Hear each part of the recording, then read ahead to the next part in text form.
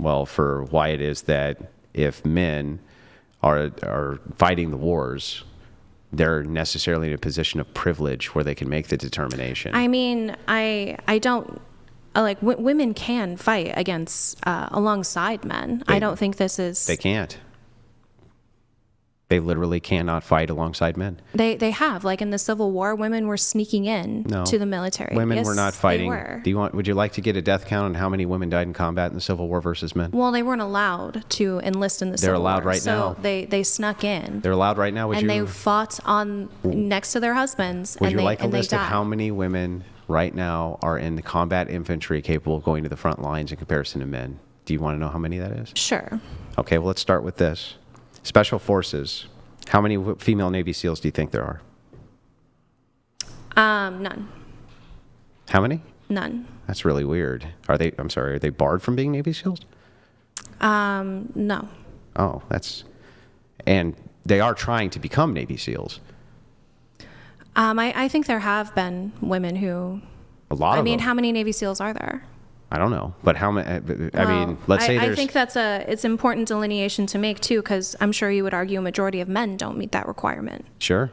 So how many men are meeting that requirement? Again, saying. But all the ones who are men. Again, it's saying the fence is 6 feet tall. You have to be able to see over the fence, and So you want them to lower the standard of physical strength for Navy SEALs?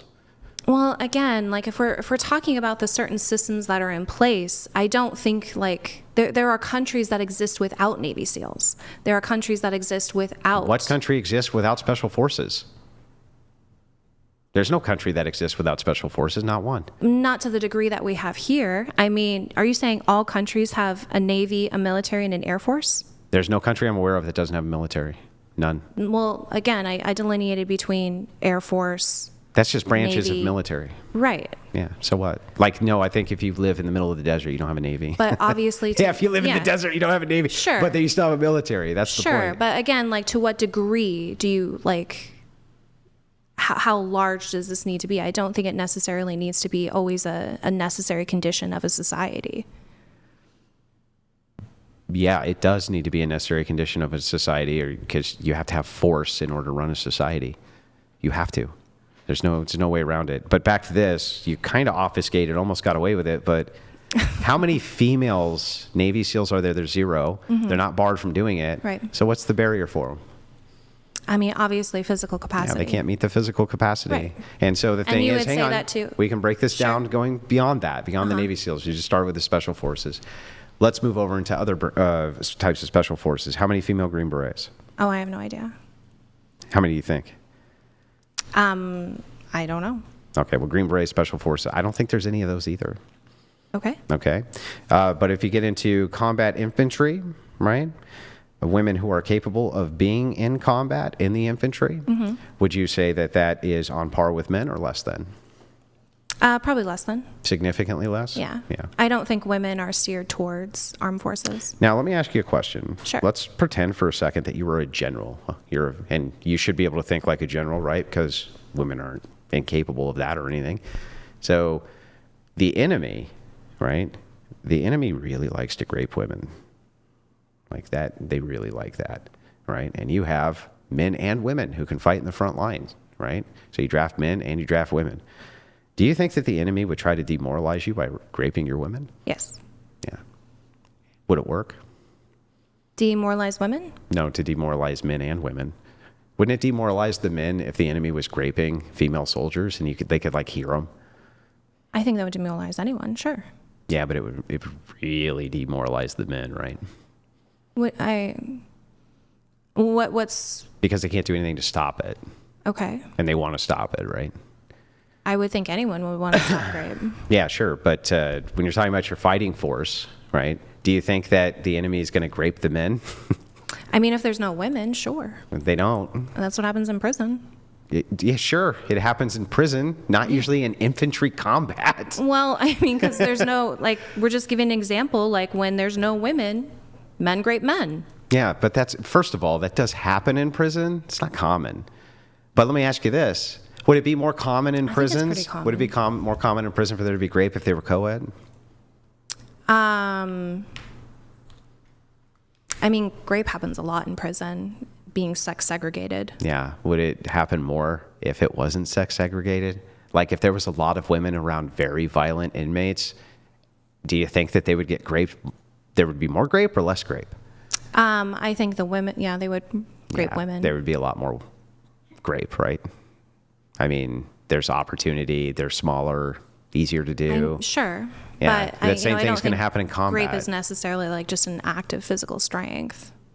Yeah, maybe not. There needs to be motivation. Like, I'm commanding you to grape the enemy because it demoralizes them. Sure. Yeah. So, I mean, don't you think that that takes away from the effectiveness of women in combat in general? I mean, not necessarily. What? So you're saying because women are present and there's an opportunity for the... No, in combat, they're present. Right. Women are present. You agree in that combat. people get captured in combat all the time? Right. So let's just, I'm sorry. Let me just understand this hypothetical here. So there's hypothetical 1 where the entire infantry is men. Yeah. And there's hypothetical 2 where it's mixed. It's mixed. Mm-hmm. And what's there are different outcomes? Yes. Very different outcomes. Why are the ones with men having a different... Because they're not getting graped by the enemy. They're getting captured by the enemy, but they're not getting graped. Wouldn't that be demoralizing? Not as demoralizing as sending your own soldiers back pregnant with the enemy's enemy or enemy's baby inside of their womb. That seems way more demoralizing to me. Okay. Doesn't that seem way more demoralizing to you? I mean, definitely. For one thing, finding more horrific, soldiers who would just like have gay sodomizing sex with men would not be easy to do. But finding soldiers who would be willing to grape the enemy's women doesn't seem like that would be very difficult to find. Okay. Would you agree with that? Sure. Yeah. So yeah, it would be very demoralizing, wouldn't it? Yeah. Yeah. So it's probably not a good idea to have women on the front line combat because of that reason, right? I mean, I guess that's just kind of assuming that is like essentially what's always going to happen. Do you think that our enemies are not going to grape our women? I guess it would depend. I mean, if we're talking on front lines, like hand-to-hand combat, they haven't seen women. They're fighting a war. They haven't seen women in like 2 years. What do you think they're going to do when they capture that happens enemy with women? Civilians. Yeah, what does? That they haven't seen women in 2 years? No, they grape civilians as well. Sure. Yeah. I agree. Yeah. That's why usually when armies pull back, they pull their civilian population back with them. Mm-hmm. So what? Because they don't want to get their female population graped by the enemy. Okay. That's why they do that. Okay. So yes, I do recognize that obviously there's going to be a different outcome in war for women than there is for men they're going to because get of graped. gender. Yeah, Sure. they're going to get graped, and then they're going to get pregnant. That's going to be really demoralizing. Right? I don't disagree, but I don't know if that's like a... Well, I'll just ask you this. You're in charge of your nation's security, and the enemy is brutal, and they're horrible, and you need to win this war by any means necessary. Would you order your men to grape the enemy's women? No. Even if you needed to win? What if they were going to grape your women? And you needed to demoralize them? Would you do it? No. See, you're not even equipped to make these decisions. Not even equipped to make these decisions. To justify grape? No. So, just to make sure that I got this right, the enemy will justify that, though, right? Yes. I don't know if they'll justify that, but they'll do it. I mean, depending. And you sure. just won't do it. No. Yeah.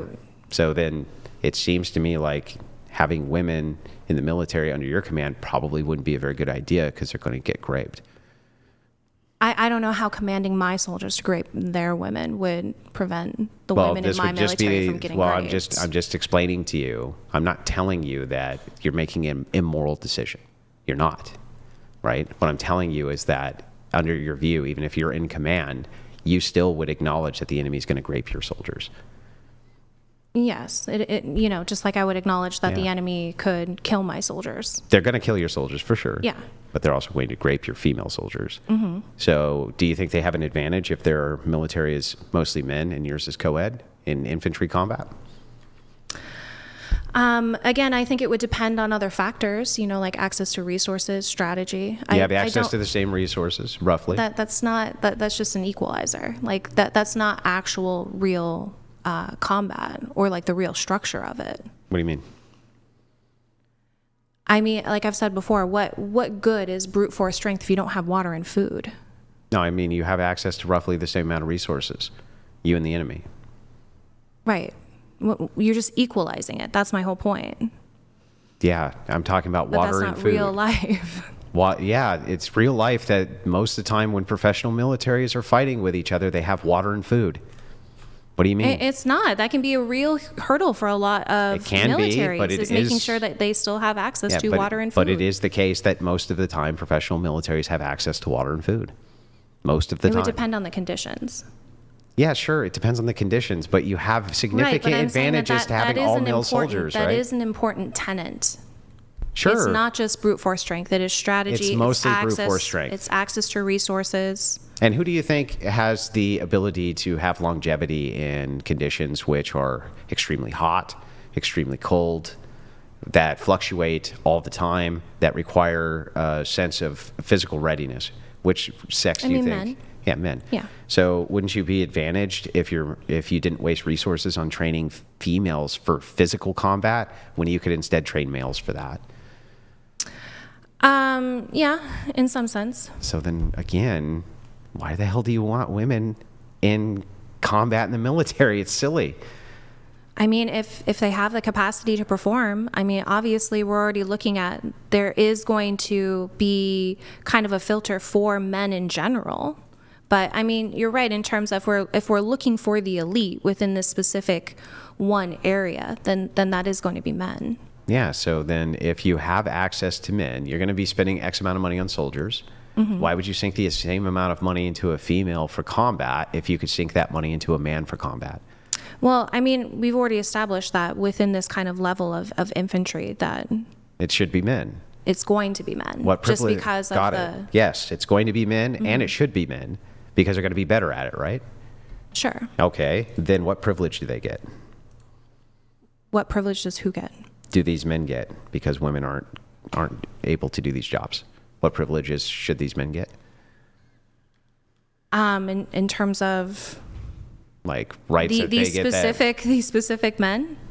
Well, just men in general. All men can be Wait, drafted. why would all men? Because all men can be drafted and sent into combat. Well, again, this is like going from special infantry to draft is very different. No, it's not. Yes, it Okay, is. well, then let's take a look at the Ukraine. Do The you Ukraine think right now, men can be drafted up until age 65. They're not being drafted. They are being drafted up till age 65. They're not. They are. The last draft that happened was in the 70s. In the Ukraine?